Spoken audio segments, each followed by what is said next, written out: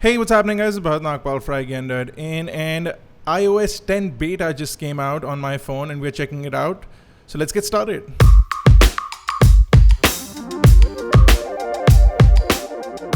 A lot of new changes and a lot of aesthetic changes, and we'll start off with the lock screen. So when you look at your lock screen, it's a little bit different now. You get your camera over to the right and you still get your continuity sitting on the bottom left. So you need to swipe up if in case you want to go into your continuity. But right now, if you swipe from the right, you get to jump into the camera directly. So you can quickly click pictures. This was something that a lot of people were troubled by because you needed to sort of flick open an icon earlier. This time around, you can simply swipe over to the right of your lock screen to jump into the camera. If you go to the left, you get your today screen. And you also get quick updates. You can tap on a widget to jump directly to the app and get your updates. Now your today screen sits on the left of all screens. So whether you're in your lock screen or whether you're in your home screen, the today screen will sit on the left. A lot of people have been complaining about the fact that you might accidentally trigger the camera from your pocket, and that is something that I still need to test out. Now, the today screen still houses the search, but you can quickly access search by pulling down on any home screen, which is still great. Your notification panel is now cleaner, so you only get notifications when you pull from the top. The control center is also less cluttered. They've made two panels. If you compare it to the control center on iOS 9, you'll see that you have your music playback buttons right there, which was small and clunky. Now, if you swipe over to the right from the control center, you'll get your music controls sitting separately, which is great. Hopefully in the future version, if you're playing music, when you pull from the bottom, you directly jump to the music controls, because that's something that I use more. Now, let's quickly check out the iMessage app. Now you quickly type in a message using the new quick type keyboard. You hold down the arrow, you can send it in multiple emotions. You want to hide the message, you want to send a gentle message, you want to send a loud message, or you want to slam the message. Oh yeah, you can do all of those. And then you can also go into the screen effects, look at some bubbles over there. You can also get confetti. They have a laser effect. It's a little bit of lag thanks to it being a beta version. You also get fireworks. So I'm just going to send this message with fireworks, and this is how it'll look in the actual message. Of course, none of these are being delivered because the phone on the receiving end does not have iOS 10. Now, if you quickly tap with two fingers, you can send kisses in the digital touch keyboard. You can also hold down to send a heart or a heartbeat, and you can hold down and swipe down to send a broken heart. Or you also get a bunch of other effects. You can also scribble in. If you have a 3D touch enabled phone, you can also send a force. Now, scribble or sketch is quite simple. You just start scribbling with your finger after selecting whatever color that you want. And if this small screen is not big enough for you, you can jump to the full size scribbler. You can see that lag in the test beta version.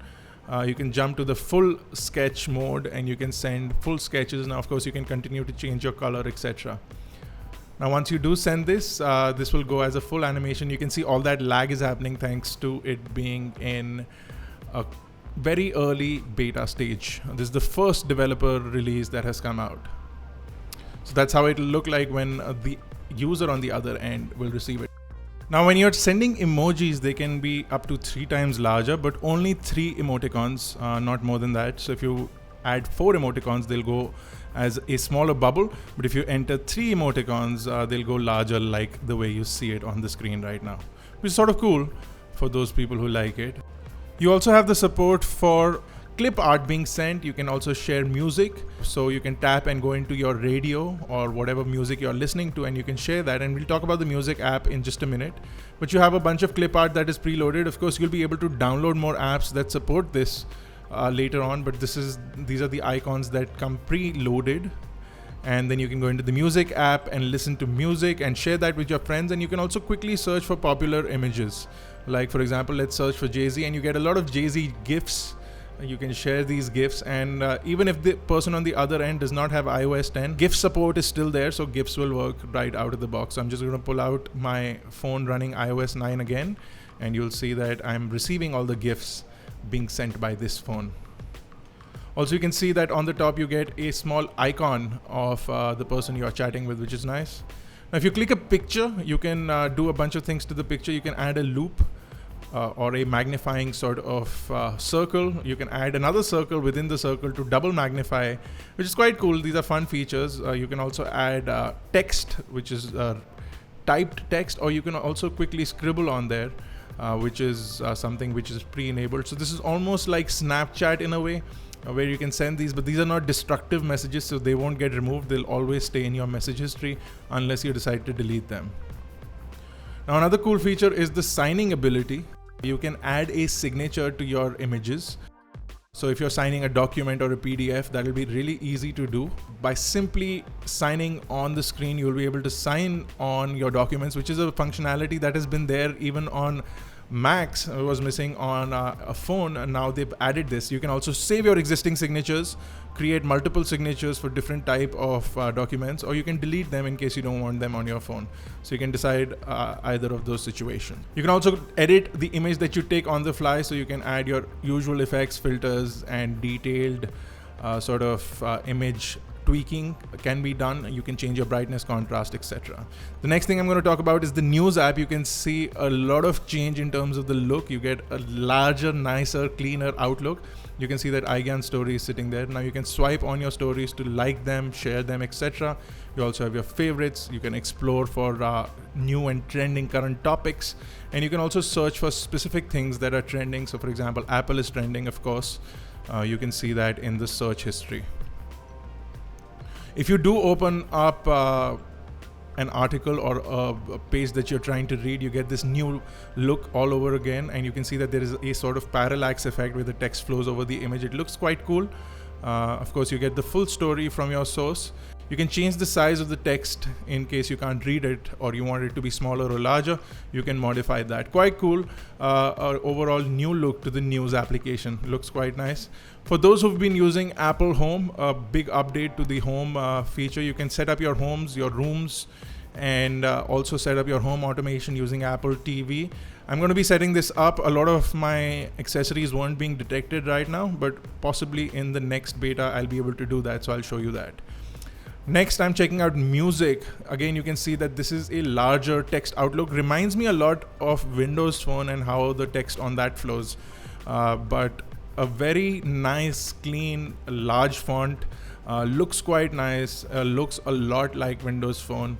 And of course, you can browse new music according to the location that you're in and according to the store that you're logged into. You of course have the usual Apple Radio as well.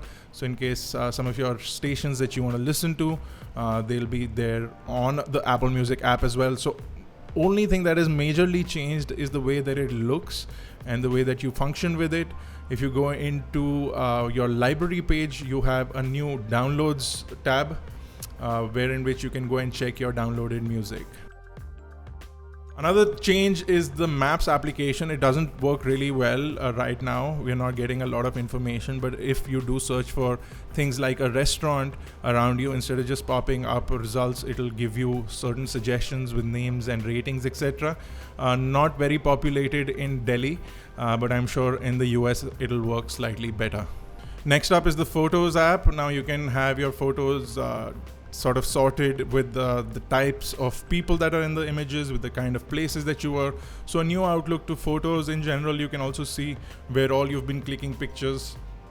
So I'm getting my pictures from North America, from London, from the US all sorted out. Now, of course, I don't have any images on this, so it's picking up some of my images from my photo stream.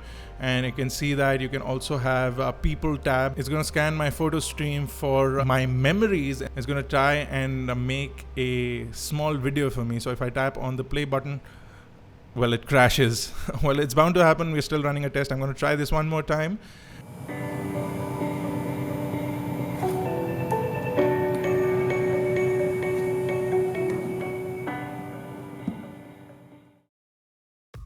And it's going to sort of put my images from all my travels from that area into this. So if I want to change the mood of this movie, I can do that as well. So I'm going to quickly swipe to maybe a happy or uplifting mood.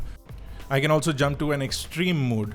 So those are the major changes from new iOS 10. Of course, a lot more will be coming out in the later releases, and we're going to try and cover all of those up. We also have a quick update to Siri. A lot of things will require third-party applications. With Siri, we'll be able to make calls over Skype and answer messages from WhatsApp, etc. All of that has not been set up because these apps have not been updated to work with this iOS right now. So we'll come back with an update once that starts working out, and we'll show you the functionality of Siri once it does work out. Thank you guys for watching. As you can see, it crashed when I tried to run Siri again. So we're getting a lot of crashes, so it's recommended that you don't convert your main phone on iOS 10 unless you're going to be doing some testing for your applications.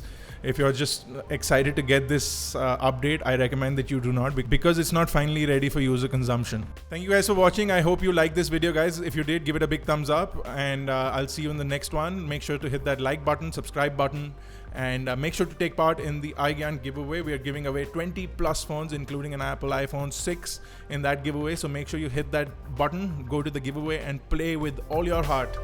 And until I see you next time, guys, have a good one.